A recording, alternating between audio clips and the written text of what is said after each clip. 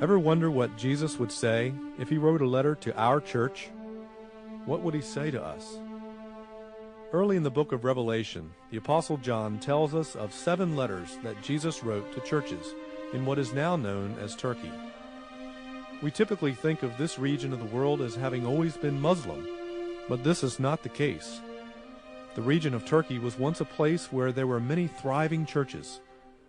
Why is this not so today? What's happened? The answers may be found in the letters that Jesus wrote to them so many years ago. Each of these letters had application to every first-century reader and is relevant to us today. The first of these letters is written to the church in Ephesus. Located on the most direct sea and land route to the eastern provinces of the Roman Empire, Ephesus was an emporium that had few equals in the world. No city in Asia was more famous or more populous.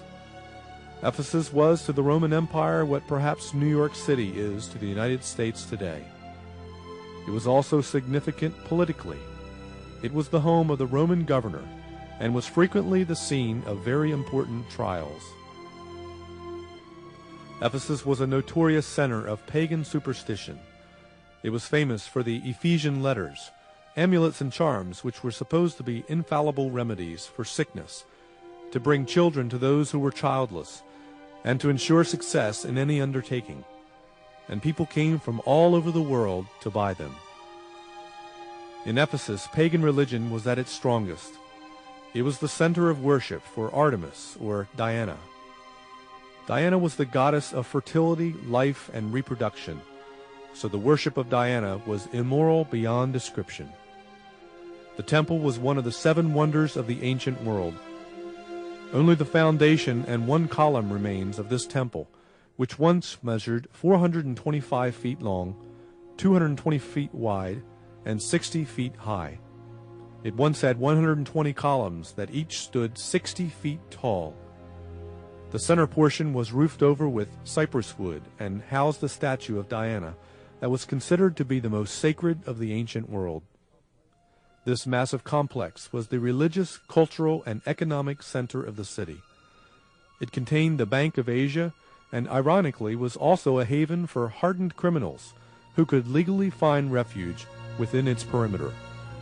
The city's economy also depended upon the massive sales of figurines of the goddess Diana. Ephesus also contained an impressive theater that was able to hold 25,000 people. It was originally designed for theatrical performances, but later alterations allowed gladiatorial contests to be held there. It was in this theater that the mob gathered to rally against Paul the Apostle. The church of Ephesus was probably founded by the Apostle Paul and 2 early Christians named Aquila and Priscilla. Paul ministered there for more than 2 years and later left Timothy there to carry on the work. Christian tradition holds that after Jesus' resurrection, the Apostle John brought Mary, the mother of Jesus, to Ephesus, where they took up residence during their remaining years. Even today, one can visit what is reportedly the gravesite of the Apostle John.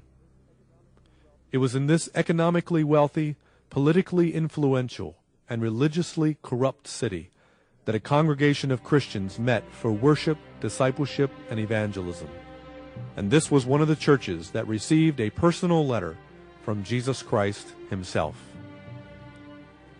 To the angel of the church in Ephesus write, "These are the words of him who holds the 7 stars in his right hand, and walks among the 7 golden lampstands. I know your deeds, your hard work, and your perseverance. I know that you cannot tolerate wicked men, and that you have tested those who claim to be apostles, but are not, and have found them false. You have persevered and have endured hardships for my name, and have not grown weary. Yet I hold this against you. You have forsaken your first love. Remember the height from which you have fallen. Repent, and do the things you did at first. If you do not repent, I will come to you and remove your lampstand from its place. But you have this in your favor. You hate the practices of the Nicolaitans, which I also hate. He who has an ear, let him hear what the Spirit says to the churches.